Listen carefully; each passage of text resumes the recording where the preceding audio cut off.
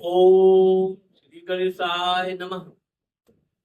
Mean राशि के लोगों का जो अभी शनि महाराज की साढ़े साथी चल रही है, तो आने वाले 2.5 वर्ष के बारे में इनके जीवन में क्या क्या परिवर्तन आएगा, क्या क्या इनके जीवन में लाभ होगा और किन बातों का सावधानी रखना चाहिए, इस बारे में आज हम बात करेंगे।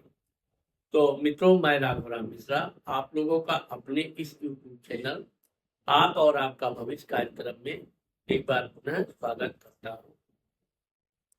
मीन राशि का स्वामी गुरु अभी मिथुन राशि में, यानी कि आपके चतुर्थ माता मित्र मकान सुख भाव में चल रहा है।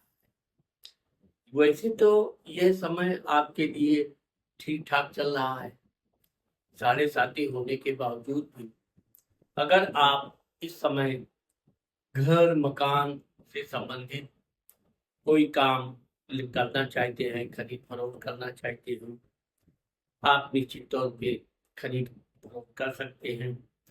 अभी आपके मित्रों का भी आपको भरपूर सहयोग मिलेगा।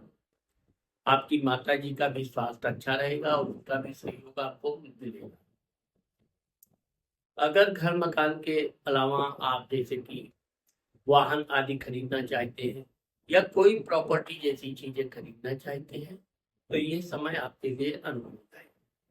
क्योंकि केंद्र में गुरु, वैसे तो केंद्राधिपति का दोष आ ही जाता है, लेकिन फिर भी ये समय आपके लिए राहत भरी रहेगा। अब देखिए, गुरु आपके चतुर्थ घर में बैठ के आपके दसम घर को देख रहा है। तो मीन राशि के वो लोग जो नौकरी आदि के लिए प्रयासरत हैं, उनको नौकरी आदि मिलने का योग बन रहा है, या आप अपना पदोन्नति आदि के लिए कोशिश कर रहे हैं, तो उसमें भी आपको सफलता मिल सकती है। क्योंकि गुरु अभी आपके चतुर्थ घर में बैठ के अष्टम घर को देख रहा है, इसलिए अगर आप शेयर सट्टा में कुछ धन इन्वेस्ट करें तो आपको लाभ हो सकता है।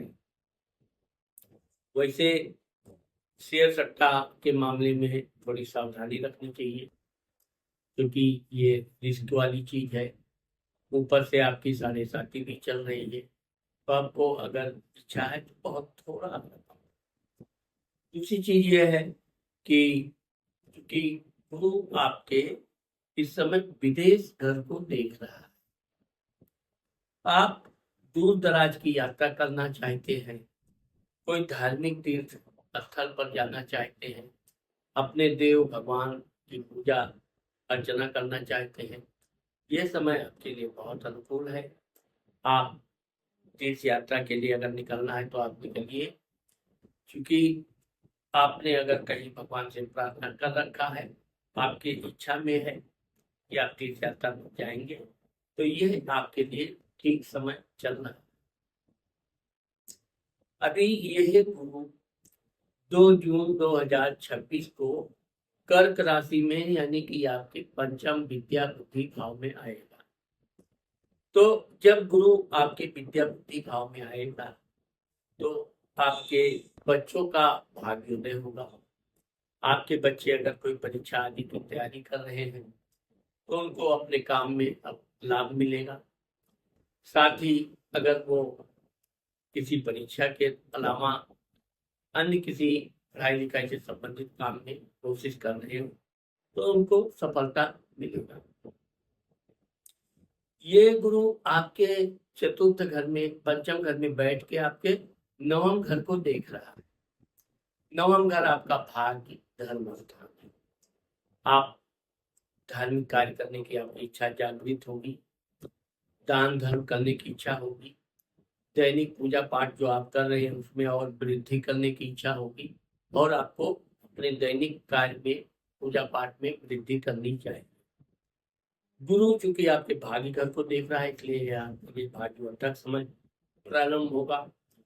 इसमें आप थोड़ा मेहनत करेंगे तो अधिक लाभ होने का योग है, लेकिन इस बात का आप विशेष ध्यान रखें कि मीन राशि पर शनि महाराज की जो 7.5 चल रही है, तो शनि महाराज मीन राशि में ही बैठे हुए हैं। इसलिए आपको अपने घर के बड़े बुजुर्ग, विशेषकर पिता का सम्मान करना चाहिए। कभी उनसे ईर्ष्या द्वेष कदापि नहीं करनी चाहिए और उनकी बुराई तो भूलकर भी नहीं करनी चाहिए। ये गुरु आपके लाभ घर को देखेगा।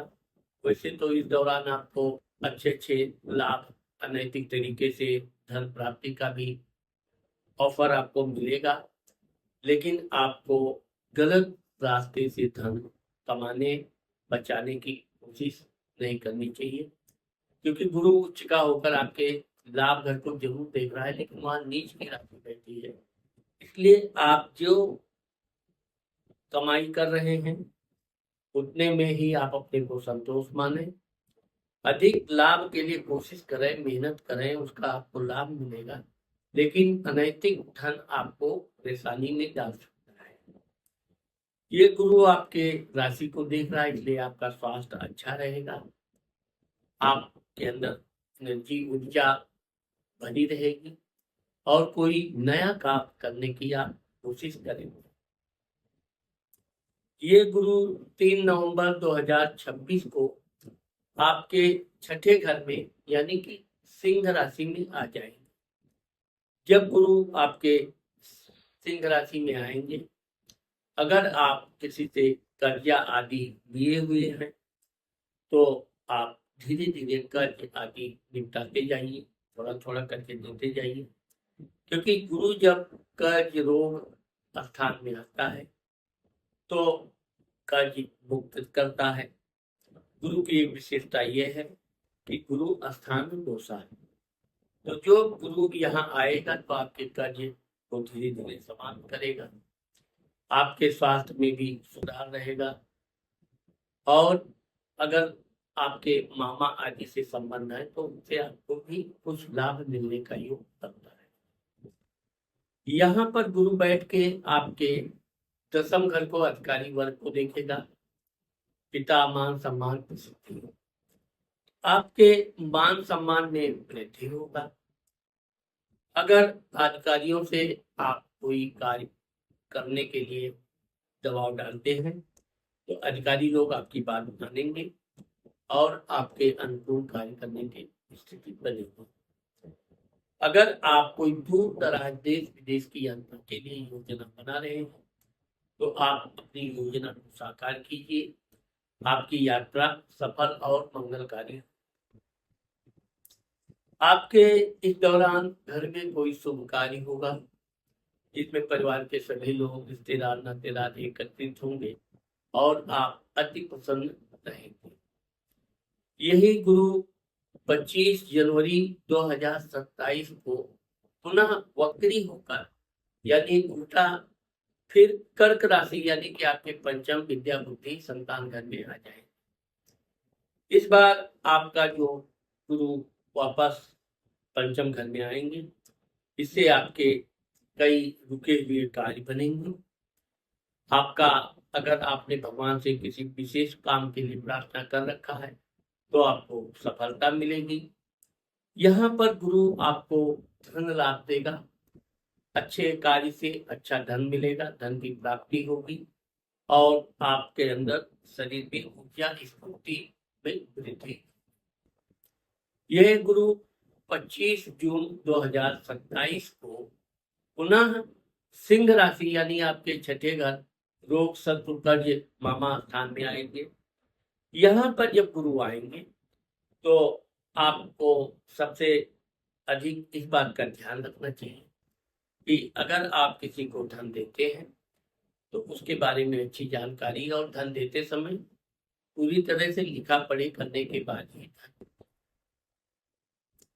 अधिकारी आपको कोई बड़ा काम जिम्मेदारी सौंप सकते हैं, वो काम आप पूरी ईमानदारी और मेहनत से करेंगे, उसमें आपको सफलता भी मिलेगी, जिससे आपकी प्रशंसा भी होगी। आपके यात्रा के दौरान आपको धन व्यय अधिक होने का योग है, लेकिन चिंता करने वाली जो बात यहाँ बिल्कुल नहीं है, क्योंकि गुरु और केतु एक साथ जब बैठते हैं तो आपको धार्मिक कार्यों में धन व्यय अधिक करवाते भी हैं। इससे आपको प्रसिद्धि भी मिलती है, समाज में मान सम्मान भी बढ़ता है और आप सही व्यक्ति को, यानी कि गरीब है तो गरीब को दान दे करके मन में शांति मिलती है। ऐसे जरूरतमंद लोगों की आप सहायता भी करेंगे। परिवार में किसी नए सदस्य के आगमन का योग बनता है, जिससे आपके पूरे परिवार में अति प्रसन्नता। अब हम यहाँ पर आपको ये बताना चाहते हैं कि गुरु 25 नवंबर 2027 को, यानी कि आपके सप्तम घर में आएगा। ये वैवाहिक सुख, व्यापार। अब चूंकि जब गुरु आपके 7वें घर में आएगा तो मीन राशि के लोगों के लिए बहुत ही अत्युत्तम शुभ समाचार रहेगा। जिन मीन राशि के लड़के लड़कियों की शादी नहीं हुई है, उनका शादी का योग बनेगा और बहुत ही अच्छी साल वैवाहिक जीवन उनका प्रारंभ होगा। अगर आप व्यापार बिजनेस कर रहे हैं तो आपके व्यापार बिजनेस में वृद्धि होने का योग है और आपको आपके अनुसार लाभ मिलेगा, क्योंकि गुरु आपके 6ठे घर में बैठ के आपके लाभ घर को देखेगा। अच्छा खासा आपका लाभ होगा, स्वास्थ्य भी अच्छा रहेगा और भाई बहनों से भी आपको पूर्ण रूप से सुख प्राप्त होता रहेगा। अब हम बात करेंगे मीन राशि पर शनि के 7.5 का। अभी चूंकि मीन राशि में ही शनि महाराज चल भी रहे हैं, मीन राशि पे 7.5 चल रही है, जिस कारण से आपका अभी का जो समय है इसमें आपको लाभ तो प्राप्त होगा, लेकिन अगर आप अपने खर्च पर नियंत्रण नहीं करते हैं तो खर्च और लाभ लगभग बराबर रहेगा। बचत में आपको बहुत मामूली अंश आएगा। इसलिए जहां तक हो सके, जितना हो सके, आप अपने फिजूल के खर्च पर नियंत्रण रखें, उसको बचाने का प्रयत्न करें। और जब 3 जून 2027 को शनि महाराज मेष राशि में, यानी आपके धन, कुटुंब, परिवार, वाणी भाव में आएंगे, तब आपका एक प्रकार से उतरती 7.5 प्रारंभ। यहाँ पर जब आपका शनि दूसरे घर में आएंगे, आप अपने परिवार के साथ जितना हो सके व्यवहार बना के रखें। कभी अहंकार में उनकी बुराई ना करें या ऐसी कोई बात ना कहें कि जिससे सामने वाले को बेवजह तनाव पैदा हो। आपके धन भाव में शनि महाराज बैठ के आपके चतुर्थ घर को देखें। अब यहाँ पर अगर आप कोई घर, मकान आदि लेना चाहते हैं तो आप अच्छी तरह से पेपर आदि देखकर खूब जांच पड़ताल करने के बाद ही आगे बढ़ें। वाहन आदि लेना चाहते हैं, अगर आप सेकंड हैंड का वाहन लेना चाहते हैं तो उसको भी अच्छी तरह से जांच पड़ताल करना जरूरी है। यहाँ पर आपके माता जी का आपको विशेष स्वास्थ्य का ध्यान रखना जरूरी। अब शनि महाराज चूंकि आपके अष्टम घर को देखेंगे, आपका काफी रोमांटिक जीवन एंजॉय करने की इच्छा जागृत होगी। और अगर आप अपने जीवन साथी के साथ प्रेम पूर्वक अच्छे व्यवहार के साथ रहते हैं तो यह आपके लिए बहुत ही सुहावना समय होगा, जब आपकी बहुत सी इच्छाएं पूर्ण होंगी। शनि महाराज की दृष्टि 10वें घर में पड़ेगी और जब ये शनि मेष राशि में रहकर आपके लाभ घर को देखेंगे तो यह समय आपके लिए बहुत अच्छा रहेगा, क्योंकि लाभ घर में मकर राशि बैठती है और शनि महाराज मकर राशि के स्वामी है, तो नीच राशि से होके वो मकर राशि को देखेंगे। उससे आपके कई रुके हुए कार्य पूर्ण होंगे। अगर आप प्रमोशन आदि के लिए प्रयासरत हैं तो आपको सफलता मिलेगी। व्यापार बिजनेस कर रहे हैं तो आपको अच्छा खासा व्यापार में लाभ होने का योग भी बन रहा। ये शनि महाराज आपका 20 अक्टूबर 2027 को, यानी कि सिर्फ 4 महीने के लिए लगभग मेष राशि में रहेंगे। इसके बाद ये पुनः वक्री होकर पुनः मीन राशि यानी कि आपकी राशि में वापस आ जाएंगे। अब जब आपके इस बार शनि वापस आएंगे तो आपको एक तो आलस से बहुत आएगा, कोई काम कर लेंगे थोड़े में आपको थकान महसूस होगी, ज्यादातर आप अपना व्यक्तिगत काम में बाद में कर लेंगे, देखेंगे, ऐसा टाल मटोल करने की इच्छा जागृत होगी। इन सब बातों से आपको विशेष सावधान रहना चाहिए, ऐसा कदापि नहीं करना चाहिए। और जहां तक हो सके, क्योंकि शनि आपके सप्तम जीवन साथी घर को भी देखेगा, जीवन साथी के साथ आप बहुत मधुर प्रेम पूर्वक रहिए, जहां तक हो सके उनकी प्रशंसा करने का आदत डालिए। वैसे मीन राशि के लोग कभी किसी की जल्दी प्रशंसा नहीं करते हैं, लेकिन यहाँ पर यह अनिवार्य है कि आपकी समय के मुताबिक आपको प्रशंसा करनी चाहिए। सबसे बड़ी बात यह है कि इस दौरान आपको अपने घर में बड़े बुजुर्ग, विशेषकर पिता, पितामह आदि का सम्मान करना चाहिए, उनकी सेवा करनी चाहिए, उनकी आज्ञा का पालन करना चाहिए। यदि ये सब आप ना भी कर पाए तो भूल कर भी उनकी बुराई नहीं करना चाहिए और उनसे किसी भी तरह के वैचारिक मतभेद उत्पन्न नहीं करना। ये शनि की जो दृष्टि है ये काफी प्रभावपूर्ण होती है। ये जब 23 फरवरी 2028 को जब ये पुनः आपके धन भाव यानी मेष राशि में आएंगे, अब मेष राशि में शनि नीच के हो जाते हैं, यहाँ से आपको थोड़ी राहत मिलना प्रारंभ हो जाएगी। धीरे धीरे आपके कई के कार्य बनेंगे, आपके धन में भी वृद्धि होगी और आपका मन काफी राहत में, क्योंकि ये आपके धन भाव में बैठ के शनि महाराज आपके लाभ घर को देखेंगे, इसलिए आपके लाभ में वृद्धि होगा। कार्यों में ये अगर आप नौकरी करते हैं तो उन्नति का योग है और व्यापार में भी अच्छा खासा लाभ मिलने का योग बन रहा है। अब हम बात करेंगे आपके राहु का, आने वाले आपके 2.5 वर्ष में राहु का क्या भूमिका रहेगी। तो चूंकि राहु आपके इस समय कुंभ राशि में चल रहे हैं, आपके 12वां स्थान, राहु कभी भी 12वां राहु शुभ नहीं होता, ये बहुत बेवजह कोर्ट कचहरी के चक्कर लगवा देता है, पुलिस से झंझट करवा देता है, पुलिस का दबाव महसूस करता है। लेकिन कब जब आप उत्तेजित हो जाएं, गुस्से में कोई गलत कार्य कर दे, तभी ये राहु परेशान करता है। जितना आप दूसरों को परेशान नहीं करेंगे, राहु भी आपको चाह करके भी परेशान नहीं कर पाएगा, क्योंकि छठे घर में आपके केतु बैठा हुआ है। तो राहु अगर थोड़ा सा कोर्ट कचहरी यानी कि जो फिजूल खर्चे के थोड़ा सा भी रास्ता अगर वो निकाल ले गया तो आपको भी बहुत परेशान कर सकता है।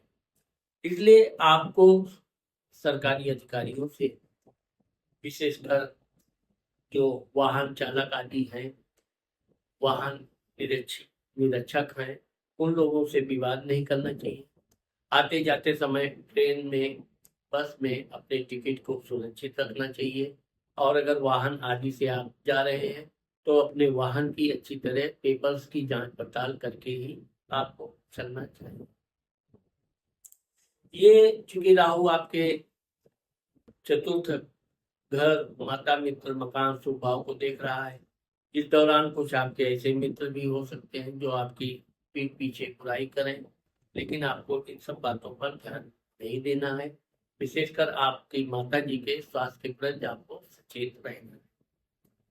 अगर आपने किसी से कर्ज आदि दे रखा है तो कर्जदार आपके ऊपर दबाव बनाने की कोशिश कर सकते हैं, लेकिन आपको किसी भी तरह के अज्ञान भय से डरना नहीं चाहिए। सब काम आपका धीरे धीरे समय से होता रहेगा। अब 25 दिसंबर 2026 को राहु आपके मकर राशि यानी कि लाभ घर में आए, तो ये कहावत है कि राहु जब धन देता है तो कई पुस्तक खाती है, हो सकता है भगवान की कृपा से आपका किस्मत चमक जाए, क्योंकि राहु आपको लाभ देने के लिए ही आया है। यह आपको हर कार्य से, अच्छे कार्य, गलत कार्य, जिस कार्य से भी आप धन चाहेंगे आपको मिलेगा। लेकिन मेरा जहाँ तक मानना है कि शनि का राहु रहेगा, इसलिए आपको अपनी ईमानदारी, किसी से गलत अन्यायपूर्ण धन नहीं लेना चाहिए, किसी को परेशान करके धन नहीं लेना चाहिए। वैसे अगर आपको धन कोई खुशी खुशी दे रहा है तो आपको लेने में कोई हर्ज नहीं। ये आपके राहु भाई बहन स्थान को भी देखेगा। आपको अपने भाई बहनों के साथ संबंध सुधारने की कोशिश करनी चाहिए। अगर आप नहीं भी सुधार पाते हैं तो उनकी बुराई कदापि नहीं करनी चाहिए।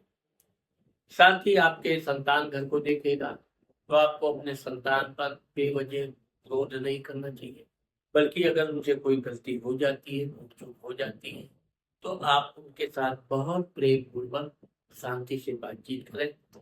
अपने अच्छी भाषा, आपके अंदर अच्छा ज्ञान है, अच्छी सूझबूझ है, आप अपने सूझबूझ का परिचय अपने बच्चों को सिखाएं।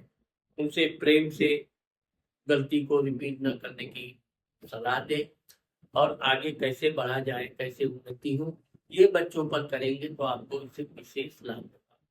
यहाँ पर हम आपको एक बात और बताना चाहते हैं कि राहु जब आपके सप्तम घर को देखेगा, यानी कि आपके जीवन साथी, व्यापार, अगर आपने अपने जीवन साथी से किसी भी तरह के विचार में वैमनस्यता नहीं पैदा किया, तो आपका जीवन बहुत सुंदर सुखमय व्यतीत होगा।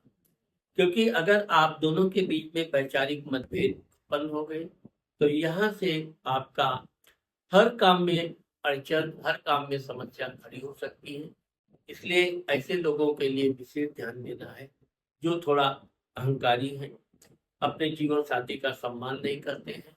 उनको अपने जीवन साथी का सम्मान करना चाहिए और उनसे हमेशा प्रेम से पेश आना चाहिए। ये राहु 24 जून 2028 को धनु राशि यानी आपके कर्म भाव में आएगा। अब यहाँ पर राहु आपको नौकरी आदि के कार्य में सफलता दिलाएगा। तो इस प्रकार से मीन राशि के लोगों को वैसे तो शनि भगवान का ओम सम शनिश्चराय नमः का मंत्र जाप रोज 1 से 5 माला करना चाहिए। आप 1 से 5 माला नहीं कर सकते हैं, 1 माला करें, 21 बार करें, लेकिन जरूर मन में इसका उच्चारण करें। साथ ही शनिवार के दिन शनि भगवान के मंदिर, मंगलवार के दिन हनुमान जी के मंदिर अवश्य जाना चाहिए। साथ ही साथ आपको हनुमान चालीसा का पाठ प्रतिदिन करना चाहिए, जिससे कि आपका ये साढ़े साथी का प्रभाव धीरे धीरे निकल जाए और आपका समय आपके अनुकूल बनता है। तो मित्रों, आज मैंने आप लोगों को मीन राशि के लोगों के आने वाले 2.5 वर्ष के बारे में जो बताया है, मुझे आशा है कि आप लोगों को मेरा ये वीडियो जरूर पसंद आएगा। अगर मेरा ये वीडियो आपको पसंद आता है तो आपने मेरे चैनल को अभी तक सब्सक्राइब नहीं किया है, तो अभी इसे आप सब्सक्राइब करना और लाइक करना